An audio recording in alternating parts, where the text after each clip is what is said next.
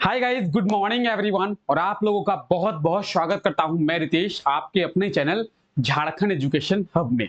आज है 29 जून और आज हम लोग झारखंड के इस करंट अफेयर के क्लास में झारखंड के करंट अफेयर्स के बारे में प्रॉपर डिटेल में बात करने वाले हैं। जैसा कि आप लोग जानते हैं, डेली इस क्लास में हम लोग झारखंड के डेली करंट अफेयर्स के बारे में बात करते हैं और झारखंड में क्या चल रहा है, झारखंड में क्या कुछ हो रहा है, उसके बारे में इस करंट अफेयर के क्लास में हम लोग बात करते हैं। और एग्जाम के पॉइंट ऑफ व्यू से क्या क्या इंपॉर्टेंट है हमारे लिए, इन सब चीजों के बारे में भी इस क्लास में हम लोग बात करते हैं। तो चलिए क्लास को शुरू करते हैं। और आज इस क्लास में हम लोग झारखंड के नए करंट अफेयर्स नहीं बल्कि झारखंड के पुराने करंट अफेयर्स का रिवीजन करने वाले हैं।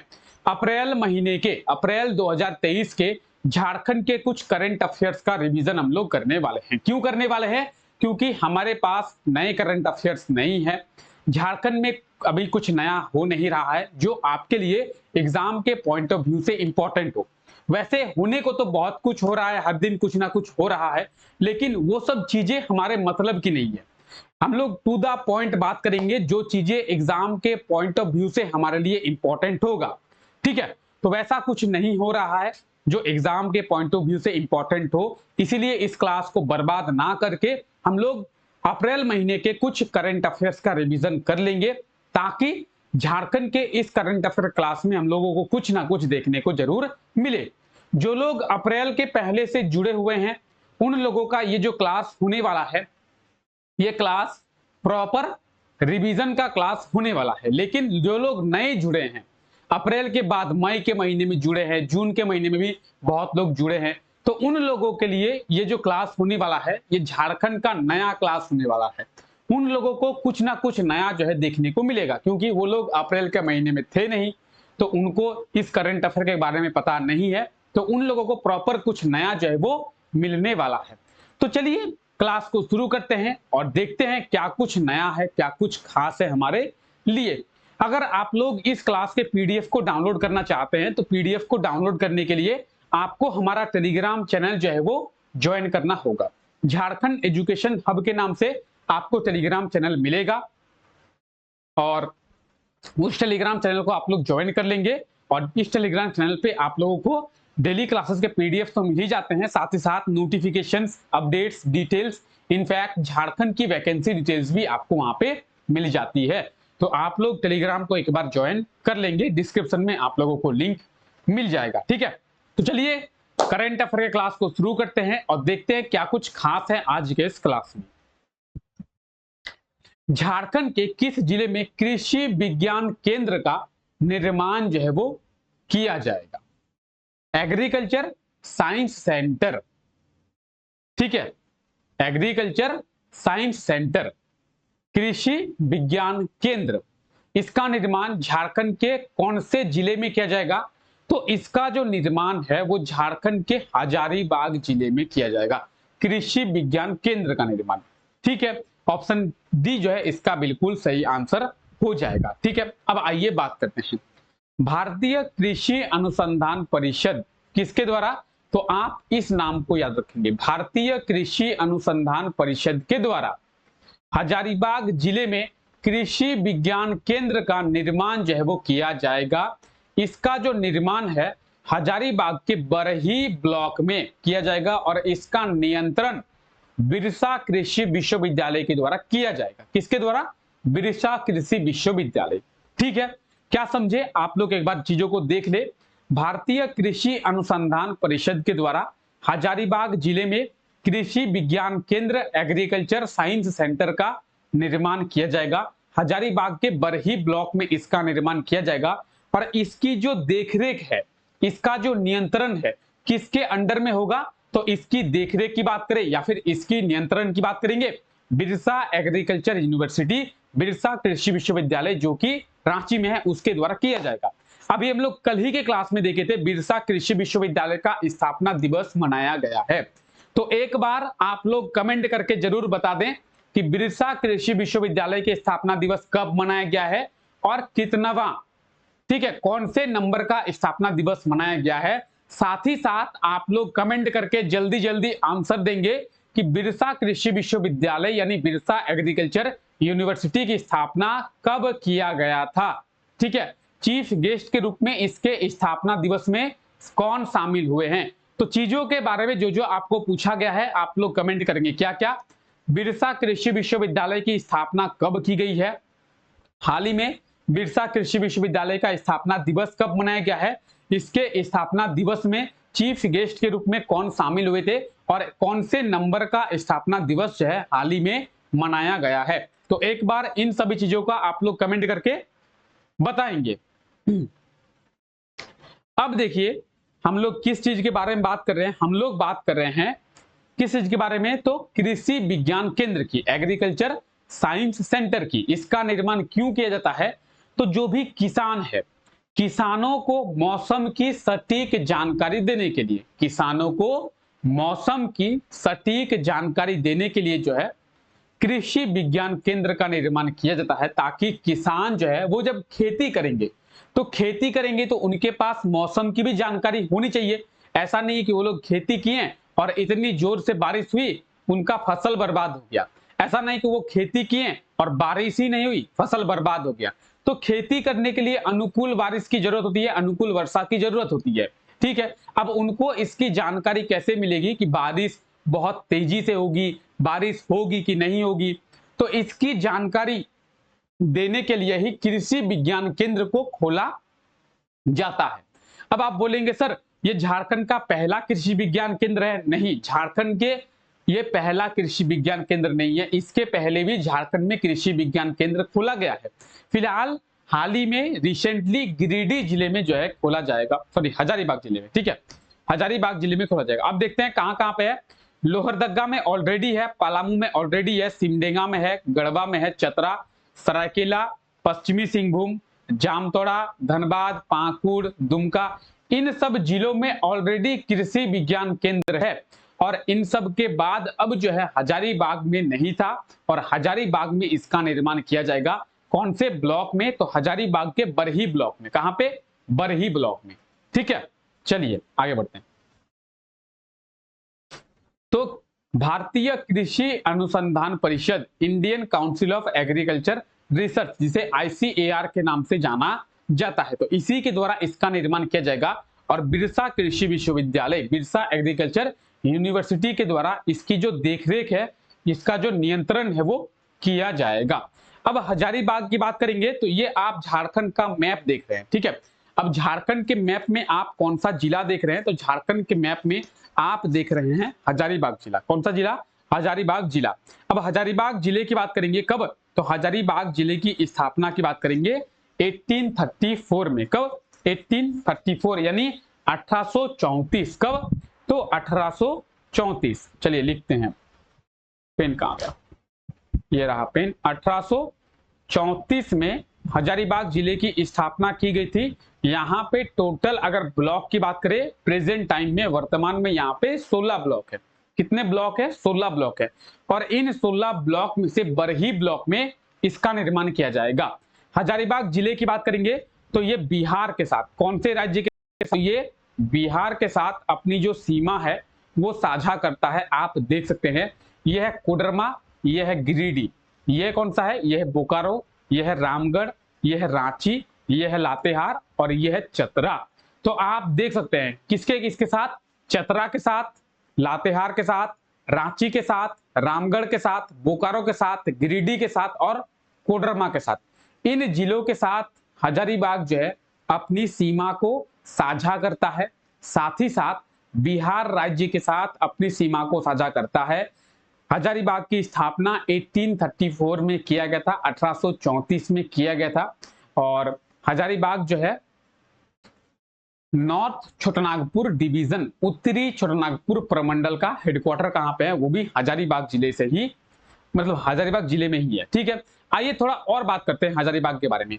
ये आप हजारीबाग देख रहे हैं और ये आप देख रहे हैं, ये है चतरा। ठीक है, ये चतरा है, साथ ही साथ ये आप देख रहे हैं, ये क्या है, ये है रामगढ़। ये चतरा है, ये है रामगढ़। और ये कौन सा है, तो ये है कोडरमा। ठीक है, चतरा, रामगढ़ और कोडरमा, इन तीन जिलों को देखिए। चतरा को, रामगढ़ को और कोडरमा। जो सी लिखा हुआ है वो सी का मतलब है चतरा जिला, के का मतलब है कोडरमा जिला और आर का मतलब है रामगढ़ जिला। और इन 3 जिलों की जो स्थापना है वो भी हजारीबाग जिले से ही किया गया है। हजारीबाग जिले से अलग करके चतरा जिले का स्थापना किया गया है 1991 में। ठीक है, वही बात करेंगे रामगढ़ की, तो रामगढ़ की भी स्थापना हजारीबाग से जिले से अलग करके ही 12 सितंबर 2007 में किया गया है। कोडरमा की बात करेंगे तो हजारीबाग से अलग करके ही कोडरमा जिले की स्थापना जो है 1994 में किया गया है।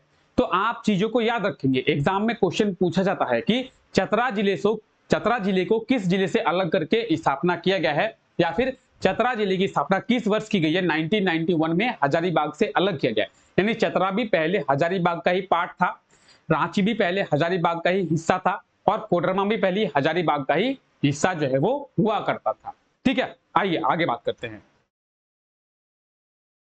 झारखंड के किस एजुकेशनल इंस्टीट्यूट के द्वारा डिजिटल बोरवेल कंपास का निर्माण जो है वो किया गया है। डिजिटल बोरवेल कंपास किसके द्वारा, तो आइए सबसे पहले समझते हैं डिजिटल बोरवेल कंपास क्या होता है और उसके बाद हम लोग जानेंगे कि इसका निर्माण जो है किसके द्वारा किया गया है। डिजिटल बोरवेल कंपास जो है अब तक भारत में नहीं बनता था। भारत में इसका इस्तेमाल किया जाता था, लेकिन इसे जो है विदेशों से इंपोर्ट किया जाता था, विदेशों से आयात किया जाता था। इसका उपयोग क्या है, तो इसका उपयोग होता है जमीन के नीचे कौन सी चीज कितनी दूरी पर है भी या नहीं भी, इसका पता लगाने के लिए। कैसे, जैसे मानते हैं कि आप जो है अपने घर में कुआं की खुदाई करवाना चाहते हैं।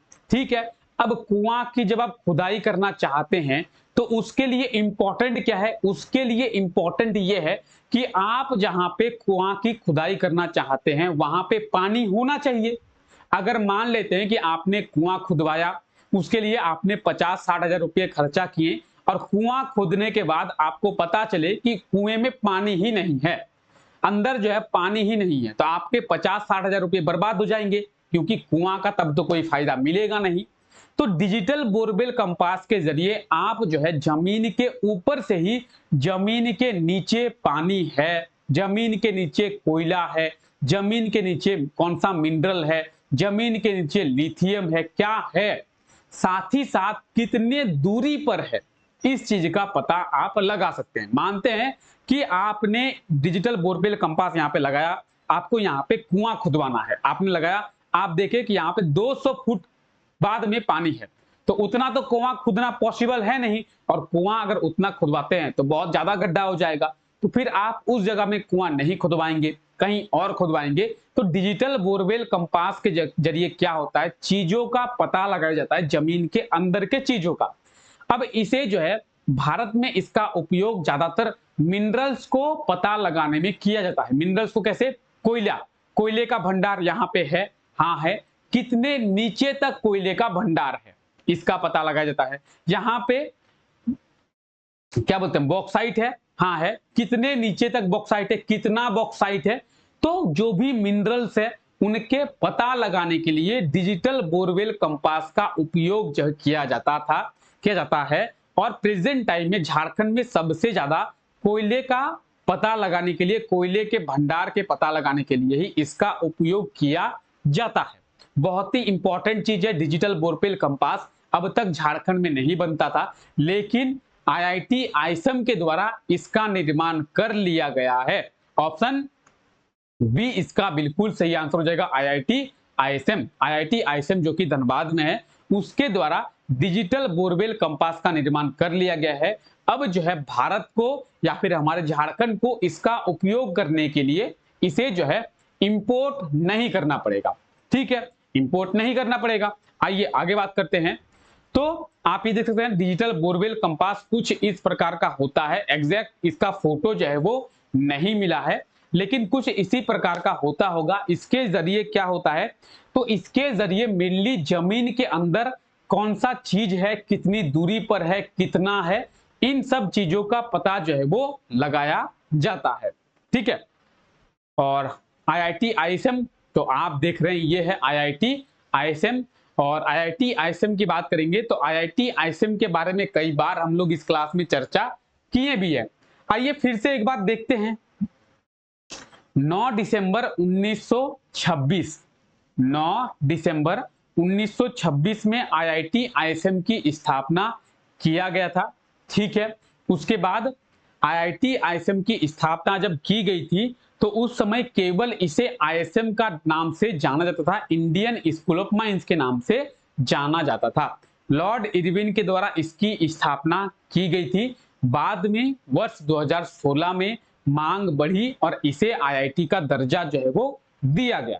कब? 2016 में। तो एग्जाम में क्वेश्चन पूछा जाता है कि आईएसएम को आईआईटी का दर्जा किस वर्ष दिया गया है? 2016 में इसे आईआईटी का दर्जा जो है दिया गया है। झारखंड का एकमात्र आईआईटी कॉलेज है, इसलिए इंपॉर्टेंट है ये। झारखंड में केवल एक ही आईआईटी कॉलेज है जो कि आईएसएम है, वो भी बहुत पहले से नहीं, 2016 में ही इसे आईआईटी का दर्जा मिला है। बहुत ज्यादा इंपॉर्टेंट है ये। ठीक है, आइए आगे देखते हैं। हाल ही में कब से India international mega trade fair की शुरुआत जो है वो की गई है? तो India international mega trade fair की शुरुआत 28 अप्रैल से किया गया है। ऑप्शन सी जो है इसका बिल्कुल सही आंसर हो जाएगा, 28 अप्रैल। अगर आप लोग स्क्रीनशॉट लेना चाहते हैं तो ले सकते हैं, बाकी इसका प्रॉपर जो है पीडीएफ मिलेगा आप लोगों को टेलीग्राम पे। ठीक है, तो रांची के मोहराबादी मैदान में, कहां पे? मोहराबादी मैदान में। आप लोग जानते होंगे मोहराबादी के बारे में। India international mega trade fair की शुरुआत की गई है और 28 अप्रैल से इसकी शुरुआत की गई है। 28 अप्रैल से 8 मई तक इसका जो आयोजन है वो किया गया था। कब से कब तक? तो 28 अप्रैल से 8 मई तक इसका आयोजन किया गया था। किसके द्वारा किया गया था? तो झारखंड चेंबर ऑफ कॉमर्स के द्वारा। किसके द्वारा? झारखंड चेंबर ऑफ कॉमर्स के द्वारा। और इसका जो उद्घाटन है, इनॉग्रेशन है, वो झारखंड के गवर्नर के द्वारा। कौन है झारखंड के गवर्नर? तो झारखंड के गवर्नर है सीपी राधाकृष्णन। ठीक है, और इन्हीं के द्वारा इसका उद्घाटन जो है, इनॉग्रेशन किया गया है। तो आप ये देख सकते हैं, India international mega trade fair कब से कब तक? 28 अप्रैल से 8 मई तक इसका आयोजन किया गया था रांची के मोहराबादी मैदान में। ठीक है, चलिए आइए।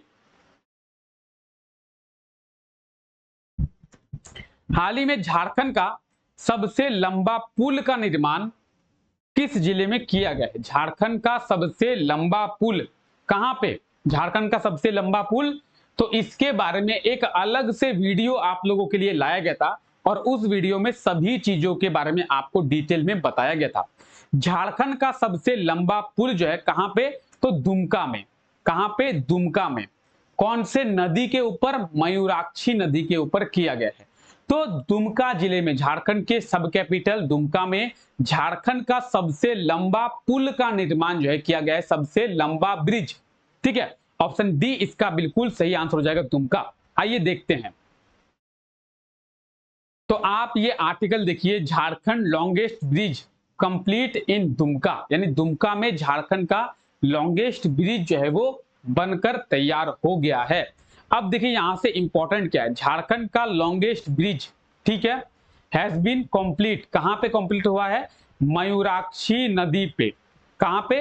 मयूराक्षी नदी के ऊपर दुमका में। कहां पे? दुमका में। ठीक है, इसके लिए 198 करोड़ का जो अमाउंट है वो खर्च किया गया है। लेंथ की बात करेंगे 2340 मीटर, यानी 2 किलोमीटर और 340 मीटर। 1000 मीटर में होता है 1 किलोमीटर, 2000 मीटर यानी 2 किलोमीटर और 340 मीटर, 2340 मीटर यानी 2 किलोमीटर और 340 मीटर ये लंबा है। ठीक है, तो क्या क्या इंपॉर्टेंट है, कहां पे बना है? दुमका जिले में बना है। इसके लिए कितना अमाउंट खर्चा किया गया है? 198 करोड़। कौन से नदी के ऊपर? मयूराक्षी नदी के ऊपर। लेंथ की बात करेंगे तो 2340 मीटर और ज्वाइंट किसे किसे करता है? कुंभदाबाद से लेकर दुमका सदर ब्लॉक तक। कुंभदाबाद से लेकर दुमका सदर ब्लॉक तक। ठीक है, तो ये आप देख सकते हैं झारखंड का सबसे लंबा जो ब्रिज है वो बनकर तैयार हो गया है। इसके बारे में आपको एक अलग से वीडियो में भी बताया गया है। ठीक है, ये आप देख सकते हैं और झारखंड स्टेट हाईवे के द्वारा, ठीक है, झारखंड स्टेट हाईवे अथॉरिटी, इसके द्वारा जो है वो बनाया गया है, state highway authority of Jharkhand, ठीक है। तो आप यहाँ पे भी सभी डिटेल्स देख सकते हैं, सभी चीजें यहाँ पे दी हुई है, ठीक है। 2340 मीटर ये लंबा है, 198 करोड़ इसका खर्चा किया गया है, बनकर तैयार हो गया है, कब शुरू किया गया, तो सभी डिटेल्स यहाँ पे दी हुई है, ठीक है। तो कहाँ पे, दुमका जिले में, कहाँ पे, दुमका जिले में, ठीक है। चलिए दुमका, तो ये आप मैप में दुमका देख सकते हैं। दुमका जिले की स्थापना की बात करेंगे 1855 1855 में, ठीक है।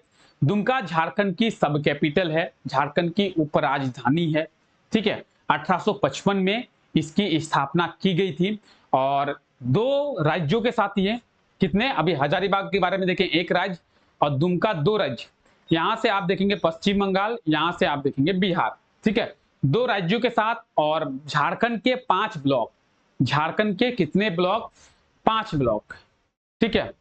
गोड्डा, साहेबगंज, पाकुड़, देवघर, जामतोड़ा। तो गोड्डा, साहेबगंज, पाकुड़ ऊपर में, नीचे में आप देख सकते हैं देवघर और जामतोड़ा, झारखंड के 5 जिले और 2 राज्य, कौन कौन, बिहार और पश्चिम बंगाल, 2 राज्यों के साथ ये अपनी बाउंड्री जो है वो शेयर करती है, ठीक है। आइए आगे बात करते हैं। राज्य के किस जिले में जेसी बोस यूनिवर्सिटी का निर्माण किया जाएगा? जेसी बोस का मतलब जगदीश चंद्र बोस यूनिवर्सिटी, जगदीश चंद्र बोस विश्वविद्यालय।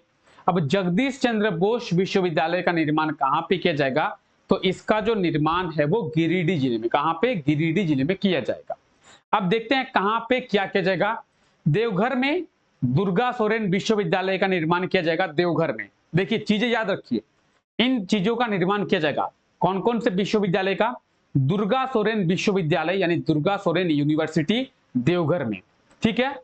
कौशल विश्वविद्यालय यानी स्किल यूनिवर्सिटी खूंटी में, ठीक है। जैन विश्वविद्यालय यानी जैन यूनिवर्सिटी कहां पे, रांची में। और जेसी बोस विश्वविद्यालय यानी जेसी बोस यूनिवर्सिटी कहां पे, तो गिरिडीह में। ये 4 जो है विश्वविद्यालय हैं जिसका निर्माण जो है वो किया जाएगा, ठीक है। तो चारों को आप लोग याद रखेंगे कहां कहां पे किया जाएगा। गिरिडीह जिले में जेसी बोस विश्वविद्यालय का निर्माण किया जाएगा। तो जगदीश चंद्र बोस के बारे में आप लोग सभी जानते होंगे, तो जगदीश चंद्र बोस जो विश्वविद्यालय है उसका निर्माण जो है कहां पे, गिरिडीह में। गिरिडीह, तो ये आप झारखंड का मैप देखिए और झारखंड के मैप में आप कौन सा जिला देख रहे हैं, तो झारखंड के मैप में आप देख रहे हैं गिरिडीह जिला। अगर बात करेंगे गिरिडीह जिले की, तो गिरिडीह जिले की स्थापना कब की गई थी? गिरिडीह जिले की स्थापना की बात करेंगे 1972 में। कब? 1972 में गिरिडीह जिले की स्थापना जो है वो की गई थी और यहाँ पे प्रेजेंट टाइम में कितने ब्लॉक हैं? 13 ब्लॉक है, ठीक है। यह है गिरिडीह जिला और ये भी बिहार के साथ, ये भी बिहार के साथ अपनी सीमा को साझा करता है। कोडरमा, हजारीबाग, रामगढ़, धनबाद, यह है बोकारो, रामगढ़ नहीं है बोकारो, धनबाद, बोकारो, जामतोड़ा, देवघर। देखिए कौन कौन, देवघर, जामतोड़ा, धनबाद, बोकारो, हजारीबाग और कोडरमा, इन जिलों के साथ ये अपनी सीमा साझा करता है, साथ ही साथ बिहार के साथ। 1972 में इसकी स्थापना जो है वो की गई थी, गिरिडीह जिले की स्थापना किया गया था, ठीक है। चलिए आगे बात करते हैं। तो ये कुछ झारखंड के इंपॉर्टेंट करंट अफेयर्स थे जिसके बारे में हम लोग प्रॉपर डिटेल में चर्चा किए हैं। जो लोग अप्रैल से जुड़े हुए हैं या फिर अप्रैल के पहले से जुड़े हुए हैं उनके लिए आज का क्लास रिवीजन का क्लास हुआ, और जो लोग नए नए जुड़े हैं, हाल ही में हमारे साथ जुड़े हैं, उनके लिए प्रॉपर ये झारखंड के करंट अफेयर का क्लास हुआ और उनको कुछ नया जो है वो देखने को मिला होगा। अब आइए क्लास को आगे बढ़ाते हैं और देखते हैं कल के क्लास में आपसे क्या क्वेश्चन पूछा गया था। तो कल के क्लास में आपसे क्वेश्चन पूछा गया था, हाल ही में झारखंड के किस जिले के लेखक जो है मान सिंह माझी, इन्हें बाल साहित्य पुरस्कार दिया गया है। तो अगर बात करेंगे जिले की, जिले का होगा पूर्वी सिंहभूम, और शहर की बात करेंगे तो जमशेदपुर। पूर्वी सिंहभूम एक जिला है और उस जिले में एक शहर है जिसका नाम है जमशेदपुर। जैसे पश्चिमी सिंहभूम एक जिला है और उस शहर जिले में एक शहर है जिसका नाम है चाईबासा। तो उसी तरीके से जमशेदपुर शहर के ये निवासी हैं। अगर जिले की बात करेंगे पूर्वी सिंहभूम के ये रहने वाले हैं मान सिंह माझी, और इन्हें जो है बाल साहित्य पुरस्कार दिया गया है। बाल साहित्य पुरस्कार किस लिए दिया गया है, तो इनके द्वारा एक किताब लिखा गया था जिसका नाम है नेने पेते। क्या नाम है? नेने पेते। और नेने पेते किताब लिखने के कारण ही इन्हें जो है बाल साहित्य पुरस्कार से सम्मानित जो है वो किया गया था। ऑप्शन बी जो है इस क्वेश्चन का बिल्कुल सही आंसर हो जाएगा। ठीक है, और आज के लिए आपका क्वेश्चन क्या है? आज के लिए आपका क्वेश्चन है, हाल ही में किस राज्य में आयोजित होने वाले निवेशक सम्मेलन में झारखंड सरकार के द्वारा निवेशकों को आमंत्रित किया जाएगा? यानी कौन से स्टेट में होने वाले इन्वेस्टर कॉन्क्लेव में इन्वेस्टर्स को झारखंड गवर्नमेंट इनवाइट करेगी? तो क्या होगा इसका सही आंसर? आप लोग कमेंट करके एक बार बताएंगे कि इसका आंसर जो है क्या हो सकता है, और इसके आंसर के बारे में आप लोग ट्राई करेंगे डिटेल में लिखने का। ठीक है, तो जो भी इसका आंसर होगा आप लोग डिटेल में ट्राई करेंगे लिखने का। तो चलिए फिलहाल आज के लिए यहीं तक रखते हैं। आई होप सो कि आप लोगों को ये क्लास अच्छा लगा होगा। अगर आप लोगों को ये क्लास अच्छा लगा है तो क्लास को एक बार लाइक कर दे, और चैनल पे अगर आप लोग पहली बार आए हैं, इस क्लास को पहली बार देख रहे हैं, तो चैनल को सब्सक्राइब जरूर करें, साथ ही साथ बेल आइकन को भी प्रेस कर दे ताकि हमारे लेटेस्ट क्लासेस के जो नोटिफिकेशन है वो आप लोगों को मिल पाए। ठीक है, और इस क्लास को अपने दोस्तों तक भी जरूर शेयर करें। तो मिलते हैं आप लोगों से नेक्स्ट क्लास में। आप लोगों का बहुत बहुत शुक्रिया इस क्लास का हिस्सा बनने के लिए। ठीक है, तो अपना ध्यान रखें, take care, bye bye, thank you.